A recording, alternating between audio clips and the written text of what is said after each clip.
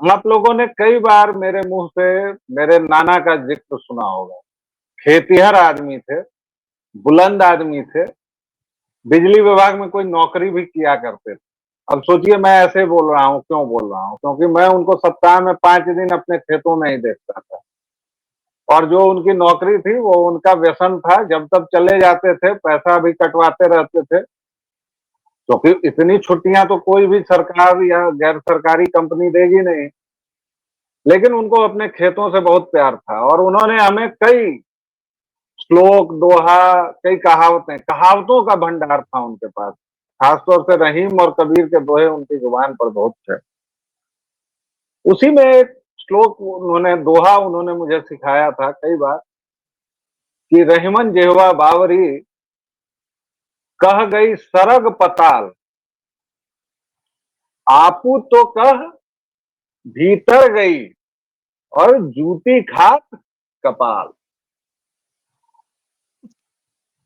इसको समझाने की जरूरत तो है नहीं है, लगभग हिंदी ही है, लेकिन जेवा बावरी है, कुछ भी कह के चली जाती है, जिसको हमारे फिल्मी दुनिया में इकबाल या मकबूल कोई फिल्म थी जिसमें पंकज कपूर खाते हुए पान कहते हैं, गिलौरी खाओ गुलफाम, गिलौरी खाओ, जुबान काबू में गिलौरी खाओ मियाँ, जबान काबू में रहती है। आजकल जुबान काबू में नहीं है मियाँ। जिसको जो मन आ रहा है, बिहार चुनाव के साथ कैसे प्रहसन का, नाटक का और नौटंकी का एक पूरा मंच खुल गया है, आसमान खुल गया है। और इसमें सबसे ज्यादा मजा दे रहे हैं आरजेडी, नीत, महाठगबंधन के, महालठबंधन के लोग, क्योंकि महाठगबंधन नाम की कोई चीज तो अब बची नहीं। उनकी धोती में जो गांठें थी, एंडी ब्रो का डायलॉग मैंने चुरा लिया है, अब आप दूसरा डायलॉग सोचिएगा। क्या महागठबंधन के धोती में जितनी गांठें थी, अब भी कोई गांठ बाकी है या सारी खुल के महागठबंधन नग्न खड़ा है? ये प्रश्न है। दूसरा प्रश्न ये है कि आज लालू राबड़ी के आवास के आगे आज फिर जमकर तमाशा हुआ। पहले भी हुआ था, कल भी हुआ, परसों भी हुआ। जेडीयू के विधायक श्रीमान गोपाल मंडल जी नीतीश के घर के आगे पहुंच गए, धरना दिया, प्रदर्शन किया। उसके बाद जब टिकट नहीं मिला तो रोने भी लगे। आरजेडी में ये रोजाना हो रहा है। और आरजेडी की बोहनी की थी एआईएमआईएम ने, अख्तरुल ईमान ने। आज उसके 2-3 कार्यकर्ताओं ने सड़क पर नागिन डांस किया, उसके बाद अपने कपड़े फाड़े, फिर पत्रकारों के सामने बैठकर अपना दुख रोया। काफी भावुक दृश्य था, दिल को दहलाने वाले दृश्य थे भावुकता के। और उसके बाद भी लालू और राबड़ी नहीं पिघले। इसके साथ एक और मजेदार बात थी।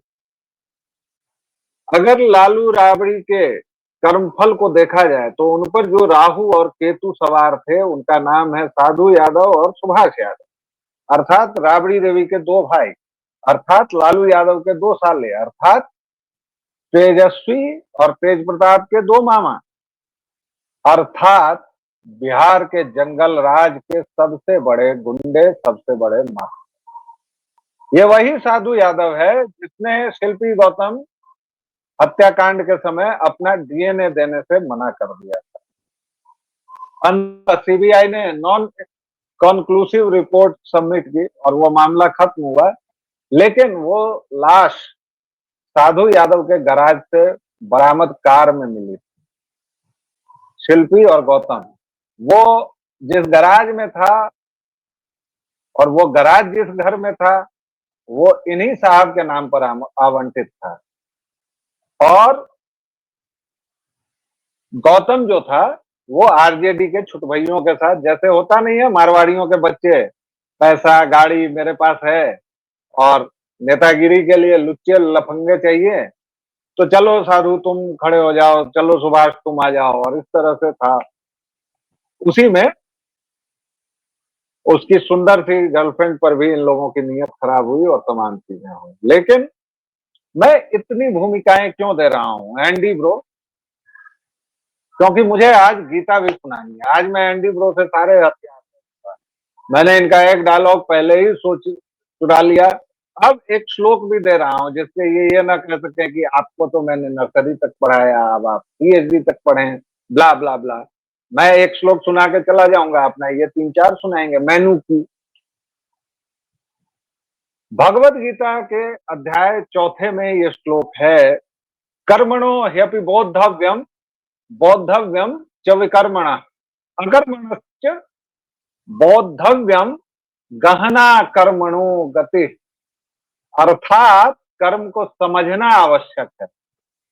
विकर्म यानी विकृत कर्म, दुष्कर्म, विकर्म को भी, और अकर्म यानी कर्म का त्याग। अब इस पर तो फिर से इनके साथ लगानी पड़ेगी मुझे पूरी क्लास की, कर्म क्या है, विकर्म क्या है, अकर्म क्या है, क्योंकि हम तो इतने महान देश के लोग हैं जिन्होंने गीता जैसी जीवनदायी पुस्तक के उस सर्वाधिक महत्वपूर्ण श्लोक कर्मण्येवाधिकारस्ते मा फलेषु कदाचन को भी अकर्मण्यता का सर्टिफिकेट बना दिया। हम लोगों ने उसकी क्या व्याख्या की? हम लोगों ने कहा कि भाई जब कर्म करने से कुछ होता ही नहीं है तो कुछ करना ही नहीं है, तो सो जाओ यार। भाई ये व्याख्या नहीं थी। कर्म की गति को जानने के लिए कर्म को, विकर्म को और अकर्म को, तीनों को समझना आवश्यक है, क्योंकि कर्म की गति बहुत दुष्कर है। और आज लालू यादव के कर्म ही उनको काम आ रहे हैं, और इसीलिए वह साला जिसने सब कुछ किया इनके जंगल राज का प्रणेता हुआ, वो साधु यादव, जरा वीडियो खोज लीजिएगा। सुभाष यादव ने तो जो जो किया सो किया ही 6 महीने पहले ही।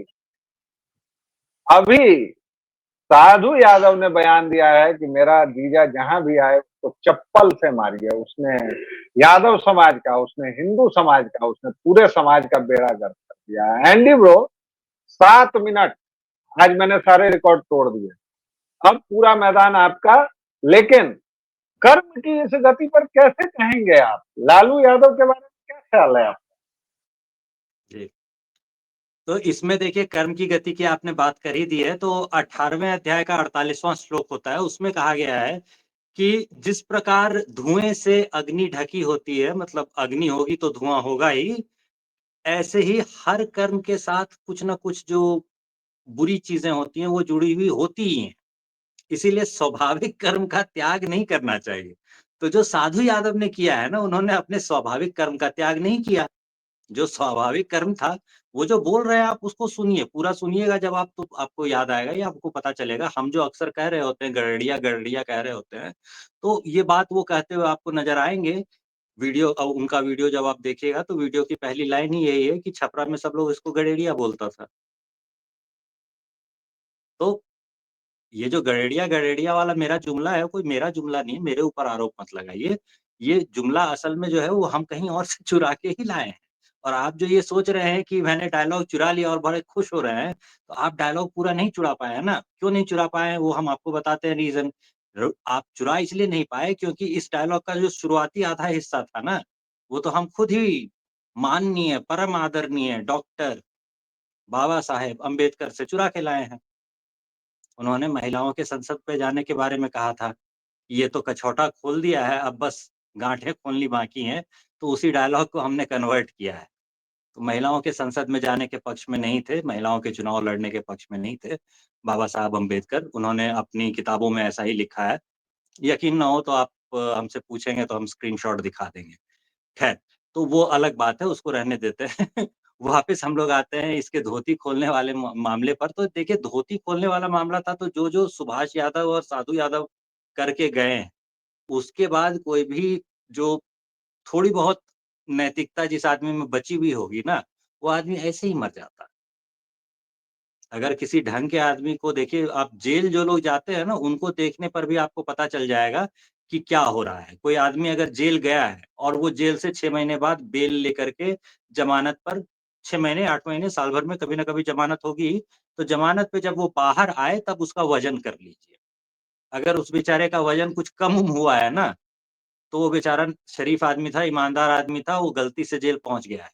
उसको छोड़ देना चाहिए। जितने अपराध कर्मी होते हैं, सब के सब हरामखोर जेल जाके मोटे होके बाहर आते हैं। तो ये सब वो हरामखोर हैं, इनका वज़न करते ही पता चल जाता। ये तो वही है। तो जो ये हरामखोरी पूरी ज़िंदगी करते रहे, वो इनसे छूटेगी कैसे?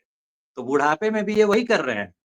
पूरी ज़िंदगी जिसका खाया, अगर वो नहीं होते साधु यादव, ये सॉरी क्या कहते हैं, लालू यादव अगर आपके जो है जीजा नहीं होते, तो ऐसी जेल में पड़े होते ना जिससे अभी तक तो बाहर नहीं आए होते। उम्र कैद तो हुई ही होती, जो मामला था। वो तो जीजा मुख्यमंत्री थे, तो साले साहब को जो है वो ऐश करने का मौका मिल गया और अब वो पोल खोल रहे हैं और पोल भी क्या खोल रहे हैं, ऐसी चीज़ों की बात कर रहे हैं, जो सभी लोग जानते हैं पहले से। अभी एक राजद की एक जिसको कहते हैं ना वो लग्गू-भग्गू जो होते हैं छोटे वाले, नेताजी के बगल में फ़ोटो खिंचवा करके जो लोग सोशल मीडिया पे पोस्ट करते हैं, आज फलाने नेताजी से गहन चर्चा हुई, सहरसा से जुड़े मुद्दों पर। सुपौल से जुड़े मुद्दों पर, दरभंगा से जुड़े मुद्दों पर। वैसे ही नेताजी सबके साथ जो फ़ोटो खिंचाने वाले सोशल मीडिया पे पोस्ट करने वाले होते हैं, वो लोग पोस्ट में बताते रहते हैं कि ये हो गया, वो हो गया। उससे ज़्यादा जो है वो कोई फ़ायदा नहीं होने वाला है इन चीज़ों का। जी। 10 सीटों पर तकरीबन फ्रेंडली फाइट हो रही है महागठबंधन में। RJD versus VIP, RJD versus Congress, Congress versus VIP, Congress versus वाम दल, वाम दल वर्सेस राजद। चल क्या रहा है हमारा? नहीं, बीस ये तारीख को कन्फ्यूज़न तो देखिए, ये 20 तारीख को तो सेकंड दूसरे चरण के मतदान का भी नामांकन अंतिम दिन हो जाएगा, कल ही तो है। तो तो अभी तक अभी तो देखिए, सीट का ही मामला नहीं सुलझा है, कौन कितने पर लड़ रहा है? नहीं, इसमें देखिए महागठबंधन के कैंडिडेट्स का ऐसा है कि हम अभी सुबह ही यहाँ मोहल्ले में, मतलब मोहल्ले में तो एग्ज़ैक्टली नहीं कहेंगे, ये आशियाना दीघा रोड वाला जो एरिया होता है, उस एरिया में, मतलब मेरे घर से थोड़ा 2-4 किलोमीटर दूर का एरिया है। उस एरिया में हम वो सुशांत सिंह राजपूत की बहन को भाकपा माले के झंडे के साथ चुनाव प्रचार करते हुए देख के आए हैं। तो इसका मतलब चुनाव प्रचार तो जो महागठबंधन का उम्मीदवार है, वो कर ही रहा है। हाँ, ये अलग बात है कि उसे टिकट अभी तक मिला है या नहीं मिला है, या उसे टिकट मिल भी गया है तो उसे फ्रेंडली फाइट लड़नी पड़ेगी, या उसका मुकाबला सिर्फ एनडीए से है, ये उसको अभी तक पता नहीं है। तो ये बेचारे जो उम्मीदवार है, जिसने पे किया है टिकट के लिए, उसके लिए पूरी स्थिति है। आम जनता को इससे दुखी नहीं होना चाहिए, आम जनता को तो खुशी होना चाहिए। देखिए, होता क्या है कि बिहार में अर्थव्यवस्था में यहाँ पे व्यापार के नाम पर है क्या? वो जब झारखंड अलग हुआ था, उस समय तो कहा ही गया था कि बिहार में अब आलू, लालू और बालू, तीनें चीज़ बचा हुआ है। तो बालू की क्या व्यवस्था होती है, वो तो हम लोग सब जानते ही हैं कि बालू खनन का तो यहाँ पे ऐसा है कि भाई साहब 40 राउंड गोलियाँ चली हैं, 4 लोग गिरफ्तार हुए हैं। 40 राउंड गोलियों का मतलब सोच लीजिए कितनी देर तक गोलियाँ चलती रही होंगी और उसके बाद शाम में आकर के 4 लोगों को गिरफ्तार किया गया उसके लिए। ऐसे बालू का कारोबार होता है। 200 राउंड गोली चलना बिल्कुल आम बात है। अगर 3-4 लोग एक दूसरे पर गोली चला रहे हों तो 200 राउंड गोलियाँ चली होंगी। बिल्कुल आम बात है। ये बालू माफिया का अभी का करंट स्टेटस है। तो आलू-बालू और लालू जो कहा गया था कि बिहार में बचे हुए हैं, तो उसमें से बालू का ये स्टेटस है। आलू मतलब खेती जो होती है वो खत्म हो चुकी है, बची-वची नहीं है। लालू जो है उनका जो हाल है वो उनकी पार्टी वो अपना कर्मफल जो अब भुगतना पड़ेगा ना, तो वो जो एड़ियाँ रगड़ने वाला जो कर्मफल होता है वो भुगतने की स्थिति में वो पहुँच चुके हैं। तो वो अब तक में तो वो टीपू जो है उनका सुपुत्र, टीपू नहीं क्या नाम है उसका? मतलब हरकतें टीपू वाली हैं लेकिन औरंगज़ेब टीपू वाला जो था, उस टाइप की हरकतें हैं कि बाप को जो कहता है ना कि अरे ये लोग हिंदू को देखो कि पानी देते रहते हैं, वो चढ़ाते रहते हैं मरने के बाद भी और तुम ज़िंदा में भी नहीं देते थे। तो जो शाहजहाँ वाला डायलॉग था, वो तो अभी कहा जा सकता है कि बाप जो है वो रात में 4 टिकट दे कर के आता है, सुबह बेटा कहता है, "लाओ वापस लाओ टिकट लाओ।" ऐसे कैसे टिकट दे दोगे? लालू यादव से टिकट ले हमारे लिया, इसका मतलब यहाँ टिकट नहीं लोगे? हमारे यहाँ एक और कहावत है, बाप मरल अनहरिया में या बेटा के नाम पावर हाउस। तो लालू की तो कम दुर्दशा हो रही है सर। लालू को तो अभी शाहजहां वाला सही में, इसने औरंगजेब वाले कुछ काम तो किए हैं, जैसे अपने भाइयों को हटाया, तेज प्रताप को निपटाया, मीसा को निपटाया, रोहिणी को निपटाया। ये सब तो इसमें लक्षण तो हैं टीपू में, सॉरी, नौवीं फेल में। टीपू तो बन गया है, टीपू तो प्रमाणित सर्टिफाइड औरंगजेब है, उसमें तो कोई दिक्कत नहीं है। इसमें थोड़ी सी दिक्कत ये हो रही है कि ये अभी तक शाहजहां की दुर्गति नहीं कर पाया है। मतलब सार्वजनिक तौर पर मंच शाहजहां भी पे उतना बूढ़ा माइक क्यों वाइक हुआ है नहीं। ना, समस्या ये है।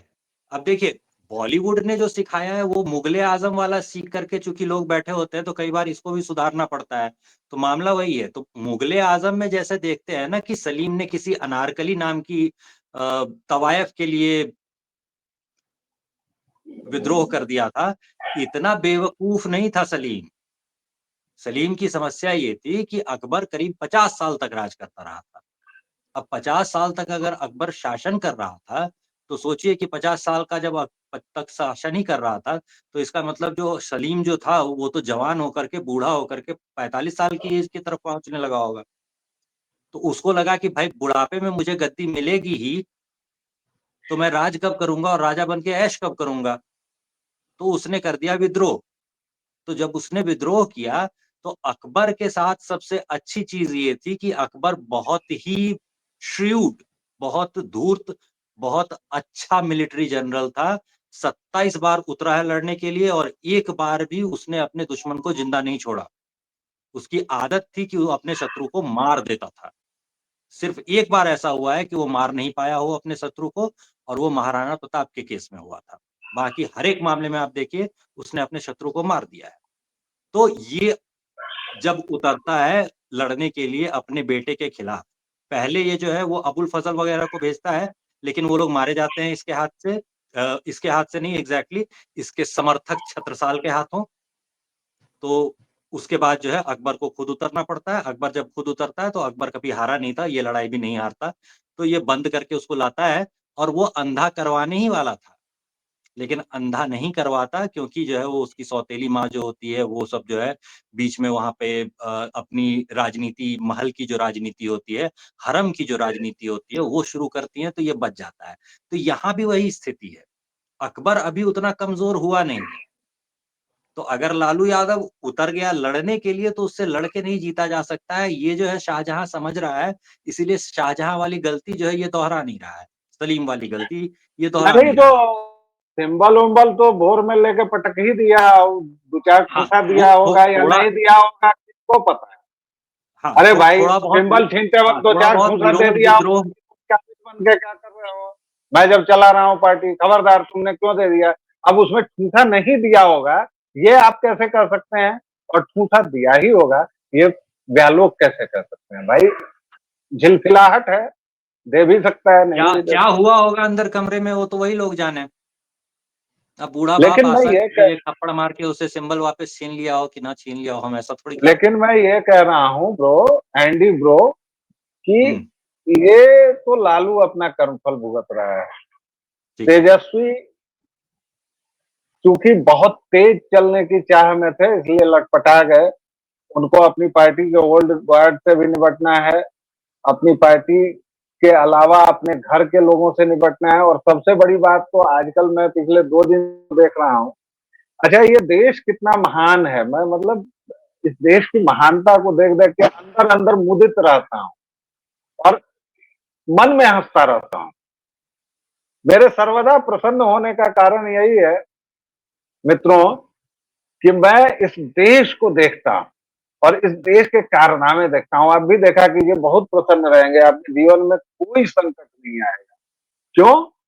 क्योंकि एक लफंगत है तेज प्रताप, वो आजकल बहुत एप्पल, क्या कहते हैं जी अंग्रेजी में, apple someone of the eye. Apple of eye, है ना, आंखों का तारा जिसे हिंदी या उर्दू में कहते हैं। तो आजकल तेज प्रताप दक्षिणी टोले के लकड़बग्घों और दादी का फोटो ले गया, अकेला था और कितनी अच्छी अच्छी बातें करता है, वृंदावन जाता है, हिंदुत्व का पुरोधा है। और इसी पर मुझे याद आते हैं हमारे senior doctor Pradeep Singh, London के डॉक्टर हैं वो, हिंदुत्वा ब्रिगेड कहते हैं इन लोगों को। वो कहते हैं कि जितना कांग्रेसियों, लीगियों और लिबिर लिबेरियों ने किया है ना, उससे कम नुकसान ये हिंदुत्व वाले नहीं करेंगे। मैं कभी उतना कठोर नहीं होता हूँ, लेकिन अगर आप तेज प्रताप के प्रति तनिक भी सहानुभूति रखते हैं तो साहब एक बार आईना मुंह में देख के आने की जरूरत, खासकर अगर आपकी उम्र 40 के ऊपर है। और अगर आप बिहारी हैं और तब आप लालू के किसी खानदान के किसी को भी सपोर्ट कर रहे हैं, तो भैया बहिनी जय सिया राम। सांप का बेटा क्या होता है जी एंडी ब्रो? सांप के बेटे को क्या कुत्ता भी कहते हो हैं? सकता है, कुत्ता भी हो सकता है। सांप का बेटा कुत्ता होता है? अच्छा, हो हो सकता है। सकता है मतलब क्यों क्यों नहीं, क्यों क्यों नहीं हो सकता? मैंने तो साइंस सुना बहुत तरक्की कर गया है, आप वैज्ञानिक सोच नहीं रखते हैं। भाई साहब, मेरी तो वैज्ञानिक सोच है ही तेज नहीं, प्रताप लेकिन यादव क्यों नहीं हो, शिवलिंग से लिपट करके उसके ऊपर भांग डाल रहा होता है भाई। मैं तो और ये जान रहा हूँ सर, मैं तो ये जान रहा हूँ कि भाई तेज प्रताप जी जो हैं वो उसी विश्व वृक्ष के हैं। तो सांप का बेटा तो सपोला ही मैंने जाना है। अब आप कह रहे हैं कि मैंने कुकुर भी हो सकता है सांप का बेटा, तो ठीक है भाई, कुकुर हो सकता है, चलिए मान लिया। नहीं नहीं, अब कल देखिए, अब कल आपने एक बात एक और बताइए। मजेदार बात कही थी, रुकिए सुनिए। कल आपने एक और, आप आजकल जो जो मजेदार बात बताते हैं, मैं आपसे सवाल नहीं पूछूंगा, ऐसा थोड़े होता है। कल आपने कहा कि दो आदमी दो राजनीतिक दलों से काहे नहीं कर सकता है ये। तो मैं सचमुच चक्कर में पड़ गया कि हाँ भाई, दो सीट से तो लड़ता है आदमी। तो दर्शकों आप ही बताइएगा जरा, एंडी ब्रो के मतलब आप कथन है, ये तो विद्वत्तापूर्ण कथन है, इसका जरा गुणाभाग आप ही लोग करके इनको बताइए सीधे हमारे कमेंट बॉक्स में हाँ, देखिए, कि आदमी मेरा ये दो सीटों मेरा से सवाल जब बहुत सीधा था। लड़ता था तो दो पार्टी से क्यों नहीं लड़ सकता है? और आज इन्होंने नया दिया है कि कुकुर भी हो सकता है, सांप का बेटा संपोला ही नहीं होगा, या बेटी वो कुकुर भी हो सकते हैं। तो भाई ठीक है, कुकुर भी हो सकते हैं जी। तो इसमें देखिए, सबसे पहली बात ये है कि आप इसमें उदाहरणों से इस चीज को समझिए। प्रहलाद कौन था? हिरण्यकश्यप का बेटा था। हिरण्यकश्यप कौन था? तो जो मतलब बिल्कुल सीधे ब्रह्मा के खानदान से आ रहा हो, 4 पीढ़ियाँ जिसकी मतलब ऋषि वगैरह रही हो, उसमें से वो तीसरी पीढ़ी का था। मतलब सीधे उसके मतलब दादा नहीं, परदादा जो हैं, वो तो ब्रह्मा थे। तो वहाँ पे वो निकल के आया, तो वो हिरण्यकश्यप, हिरण्याक्ष जैसे निकले। अब हिरण्याक्ष के ही अगले जनरेशन में देखिए क्या होता है, निकल के जो आता है, वो एकदम बिल्कुल उल्टा प्रहलाद, जिसके नाम के से ही भक्त लोग जो हैं वो, किसी को अगर प्रहलाद कह दिया जाए, भक्त में प्रहलाद जैसा है, तो वो तो साधु जो है वो अपनी कुर्सी-वुर्सी छोड़ के उठ के खड़ा हो जाए कि महाराज ये क्या कह रहे हैं, इतने महान नहीं है हम। तो ये जो उल्टा होना होता है ना, ये होता है। तो सपोले का बेटा कुत्ता क्यों नहीं हो सकता है? हो सकता है। भाई दर्शकों देखिए, बात तो मतलब इनकी बहुत अच्छी है, और ये तार्किक बात है। तो अब आप लोग के हवाले में वतन कर रहा हूं, आप लोग इसका जवाब दें। कुल मिलाकर आज की टटका खबर ये है दर्शकों श्रोताओं, हमारे कुछ दर्शकों ने ये शिकायत की है कि आप लोग कुछ गंभीर बातचीत किया कीजिए और थोड़ा सा कुछ जमीनी बातचीत कीजिए, थोड़ा सा कुछ आकलन लाइए। तो उन सज्जन से कहना चाहूंगा कि हम लोग ये आज से नहीं कर रहे हैं, करीबन अब शायद महीना भर हो गया होगा। तो आप पीछे के इसमें जाएंगे तो हमने जब गंभीर बातों की जरूरत रही है, जब बिहार के मुद्दों की जरूरत रही है, तब उसकी भी बात की है। अभी चूंकि हम डेली की खबरों की बात करते हैं, आज क्या हुआ, अब क्या है, अभी क्या सीन है, महागठबंधन में क्या सीन है, राजग में क्या सीन है, केजरीवाल 2 के क्या प्रोस्पेक्ट हैं। तो इसलिए आपको लगता होगा, और थोड़ा सा हम बातचीत को सहज रखते हैं। और एंडी ब्रो कहना तो आप लोगों को भी पसंद आ रहा है, तो केवल मुझे गालियां देना क्यों? भाई एंडी ब्रो आप लोग भी कहते हैं, तो एंडी ब्रो भी इसीलिए थोड़ा सा मुस्कुराते हुए हंसते हुए बात करते हैं। लेकिन इन सब के बावजूद आपको यह समझ में आता होगा कि हम लोग बड़ी गंभीरता से बिहार की हालत को लेकर बातचीत करते हैं। बिहार हमारी जन्मभूमि, पुण्य भूमि, कर्म भूमि, सारी भूमि है। और हमें बिहार को देखकर बड़ा कष्ट होता है, क्योंकि यहाँ आदमियों का मिलना कठिन हो गया है। प्लीज हमारी बात को समझिएगा।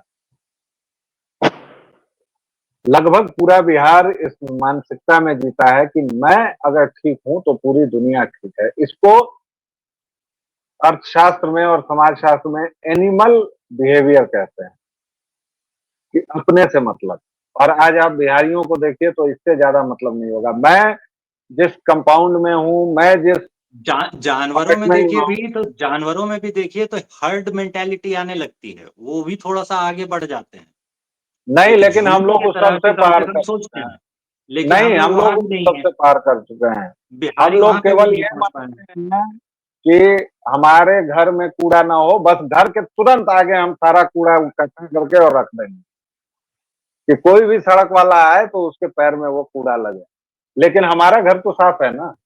आज दिवाली है, छठ आने वाली है, अभी आप जाके देखिए जरा हमारे घाट, पोखर, नदी, नाले जाके देखिए साहब 6 दिन पहले चकाचक। और जिस दिन भोरका अर्घ होगा उस दिन मात्र आधे घंटे बाद अर्घ के जाइएगा और आपको शानदार जलेबियां मिलेंगी। बिहार में जब तक ये एक पगलेट प्रधानमंत्री नहीं आए थे जो लाल किला से बात करते हैं शौचालय की, तो तब तक तो सबके घर में शौचालय नहीं था। अभी भी 100% मुझे नहीं लगता है होगा, 99.9999% होगा। कहीं कहीं छूटा हुआ है, बहुत सारे लोगों ने शौच का पैसा भी खा लिया है। जी, 12,000 रुपए खा लिए हैं, तो शौच का पैसा भी खाए। लेकिन पहले जब हम बिहार में निकलते थे तो सड़कों के किनारे पर जलेबियां रखी रहती थी। जलेबियां आप समझ रहे हैं? नहीं समझ रहे हैं। सुबह में जब नित्य कर्म के लिए बच्चों की, बूढ़ों की, जवानों की फौज जाती थी तो एक जगह बैठ के वो टीला जब बन जाता था तो दिक्कत होती थी, तो वो खिसक के फिर दूसरी जगह, फिर चौथी, ऐसे करते करते तो आप सड़क के दोनों तरफ कतार दर कतार ठीक जलेबी की तरह ऐसे ऐसे ऐसे वो उसकी व्यवस्था ही ऐसी होती थी। अच्छा, जिनका रस थोड़ा पतला निकलता था तो वो पूरा फैल जाता था, वो रायता टाइप फैला हुआ रहता था। अब ये हंस रहे हैं, मैं इतनी गंभीर बातें कर रहा हूँ, लो ये हंस लो के पूरी लो बातचीत लोग वीडियो बंद करके भाग जाएंगे। ये पूरी बातचीत का मकसद ही बिगाड़ दे रहे हैं। मैं जलेबी की बात कर रहा हूँ, आप वीडियो क्यों बंद करेंगे लोग भाई? दर्शकों, तमाम नहीं जी, तमाम हंसी मजाक बिहारी के सड़कों के बावजूद किनारे क्या किया करते थे, ये इतना आप रस ले करके एक्सप्लेन करेंगे, उसको खट्टर बता रहा काका हूँ, होते तो वो भी भाग जाते। उसको बता रहा हूँ कि क्यों बता रहा हूँ। अरे खट्टर काका कौन चीज थे? खट्टर काका हमारे यहाँ के थे ना भाई, हमसे अलग क्या होंगे खट्टर काका? वही बात को मैथिली में कहे हैं जो हम हिंदी में कहते हैं, और उन्हीं की बात हम हिंदी में कह देंगे। लेकिन दर्शकों, ये पूरी व्याख्या इसलिए की कि आप यह जान सकें कि बिहार के लिए हमारा दिल कितना धड़कता है। बिहार में मुद्दे कहीं नहीं, जमीनी मुद्दे कहीं नहीं है। हम भूख से लड़ रहे हैं, हम बाढ़ पीड़ित हैं, हम सूखा पीड़ित हैं, हमारे यहाँ उद्योगों के नाम पर कुछ नहीं है, हमारे यहाँ यूनिवर्सिटीज नहीं है, हमारे यहाँ स्वास्थ्य की बहुत बुरी हालत है। इस सब के बावजूद आज हम किस पर चर्चा करने को विवश हैं कि फलाने का गठबंधन नहीं हुआ और फलाने का। क्यों? क्योंकि जो बातचीत चलेगी हम उसी पर बात करने को विवश हैं। एक आध दिन हम अपने मन की बात करेंगे, वरना तो बिहार की कट का खबर है ना। तो बिहार में तो यही चल रहा है, नागिन डांस चल रहा है, बिहार में कपड़ा फड़ुआ चल रहा है, बिहार में रोना धोना चल रहा है, बिहार में आंसू चल रहा है, बिहार में फलाना जी का टिकट गायब हो गया तो अरे तोरा हम देख ले, वो तो हम देख ले। और इस सब के साथ सुरक्षा में भयंकर वृद्धि देखी गई। आनंद जी, आपने ध्यान दिया है इस बात पर? हम्म।